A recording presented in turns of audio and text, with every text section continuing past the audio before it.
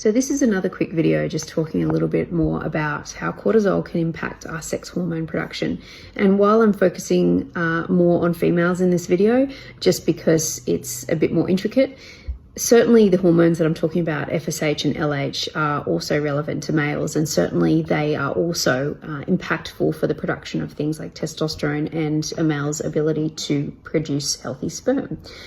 So what I want to talk about here is the relationship between cortisol and something called GnRH. So GnRH is essentially a hormone that is released out from our brain, and it's going to tell our body to release out more FSH and LH. Now, just very briefly, FSH in a female is going to be more dominant in the follicular phase of her cycle, which is the first half of her cycle before ovulation. Whereas LH is going to be released out and more dominant in the second half of the cycle, so in the luteal phase, from day 15 after ovulation to the end of her cycle or to the start of her period. So what's interesting about these hormones, FSH and LH, is that they require pulsing of GnRH, which, as I said, comes from the brain, in order to be released out in the right amounts. So let me explain. So GnRH is going to be pulsed out in a pulsating manner, but very slow and less often pulses in order to make sure that we release out enough FSH. So if we want FSH, we need to release out very slow and very infrequent GnRH pulses. So this will be every sort of 2 to 3 hours. We'll get a pulse of GnRH, and that's going to make us release out FSH. And that's going to help us more in the first half of our cycle to produce building of estrogen. Whereas in the latter half of the cycle, when we're wanting to produce more LH, which leads to the production of, say, more progesterone, we're going to have much more frequent and small pulses of GnRH that will allow this LH production. So what's really fascinating, though, is that cortisol has the ability to go up to the brain and inhibit the GnRH secretion. This essentially means that we won't get that pulsing when we have a release out of cortisol. So let's say we get a bit stressed, we go to the brain, and that switches off the pulsing of GnRH. But what's really interesting is luteinizing hormone is going to be way more susceptible to this inhibitory action of GnRH by cortisol.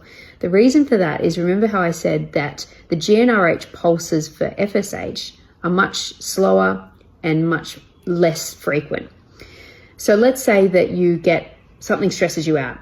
You release out cortisol, you're stressed, but then after a little while, you get out of that stressful situation and it's not a problem anymore. You break down that cortisol, you metabolize it, and you're good to go again.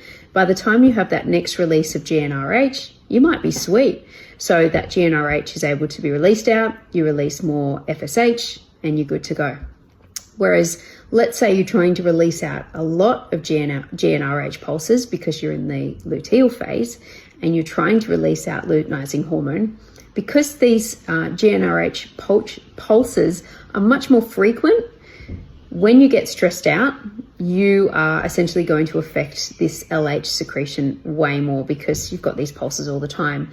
So by the time that cortisol is removed from the system, it would have reduced that LH production a lot more than it would have the FSH.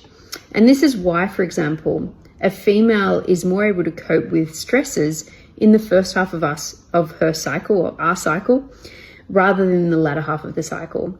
So this is where, for example, a female might do better with a lower carb approach, or more exercise, more intense exercise, more training, and more intermittent fasting in the first half of her cycle, when we're trying to build up that estrogen in the first half, because we're more dominant in FSH. Whereas in the latter half, we're much more susceptible to that GnRH pulses. And if cortisol was to block that, then this may get to the point where it actually inhibits that LH. We're not able to ovulate properly. And this, of course, will lead to lower progesterone levels.